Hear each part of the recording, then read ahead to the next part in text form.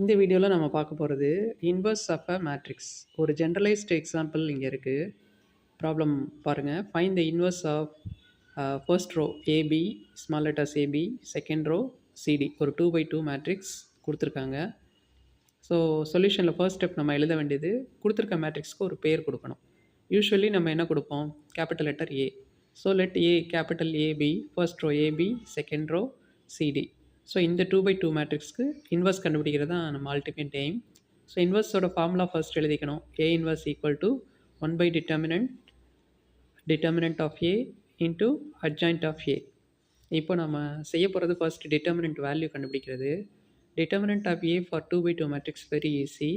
ஏயும் டியும் மல்டிப்ளை பண்ணணும். அடுத்து பியும் சியும் மல்டிப்ளை பண்ணி அதுலேருந்து சப்ட்ராக்ட் பண்ணால் அதுதான் determinant value. That is A D minus B C. இதுக்கு அடுத்து அட்ஜாயிண்ட் மேட்ரிக்ஸ் கண்டுபிடிக்கணும். அட்ஜாயிண்ட் மேட்ரிக்ஸ் சிம்பாலிக் ஃபார்ம் என்னது? ஏடிஜே போட்டு கேபிட்டல் ஏ போடணும். ஸோ கோஃபேக்டர் மேட்ரிக்ஸ் கண்டுபிடிச்சி அதுக்கு டிரான்ஸ்போஸ் பண்ணால் அதுதான் வந்து adjoint matrix. Cofactor of each element எப்படி கண்டுபிடிப்போம் ஞாபகம் இருக்கும்னு நினைக்கிறேன்.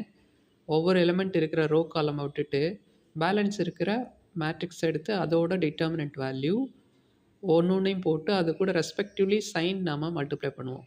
எப்படின்னா ரோ அண்ட் காலம் ரெண்டையும் ஆட் பண்ணி அந்தந்த எலமெண்ட் எந்த ரோ எந்த காலமில் இருக்கோ அது ரெண்டையும் ஆட் பண்ணி ஈவன் வந்தால் ப்ளஸ் சைனால் மல்டிப்ளை பண்ணுவோம், ஆட் நம்பர் வந்தால் மைனஸ் சைனால் மல்டிப்ளை பண்ணுவோம். ஸோ ஹியர் கோஃபேக்டர் மேட்ரிக்ஸ்க்கு ஃபர்ஸ்ட்டு நம்ம எழுத வேண்டியது மேட்ரிக்ஸோட ஃபர்ஸ்ட் எலிமெண்ட் அது ஏயோட கோஃபேக்டர் எழுதணும்.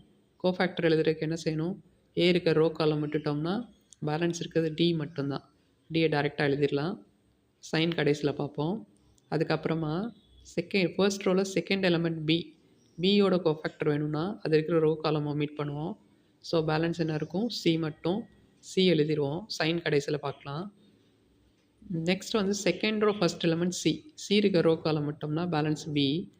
அதுக்கப்புறமா finally second row second element D இருக்க ரோ காலம் மட்டும்னா பேலன்ஸ் இருக்கிறது ஏ. இப்போது சைன் எப்படி வருதுன்னு பார்க்கலாமா? ஃபர்ஸ்ட் ரோ ஃபர்ஸ்ட் காலம் அதில் வந்திருக்கிறது நமக்கு 1 + 1 2. ஸோ ஈவன்னால் டிக்கு நம்ம சைன் சேஞ்ச் பண்ண தேவையில்லை. அதுக்கப்புறமா ஃபர்ஸ்ட் ரோ செகண்ட் எலமெண்ட்டு பாருங்கள், கோஃபேக்டர் மேட்ரிக்ஸ்குள்ளே எழுதியிருக்கிற ஆன்சர். ஃபர்ஸ்ட் ரோ செகண்ட் காலம் போது ரெண்டையும் ஆட் பண்ணோம்னா 3 வரும். That is add number. So அது ப்ரொசீஜர் படி மைனஸ் அட்டாச் பண்ணுறோம் சியோட. Similarly second row first element பிக்கு மைனஸ் சைன் ஆட் ஆகும். அண்ட் லாஸ்ட் எலிமெண்ட் ஏ அதே சைன் சேஞ்ச் ஆகாது because second row second column அது இருக்குது. அது ரெண்டையும் ஆட் பண்ணும்போது 4 தட் இஸ் ஈவன். அப்போது சைன் சேஞ்ச் ஆகாது, ப்ளஸ்ஸால் தான் மல்டிப்ளை பண்ணுவோம்.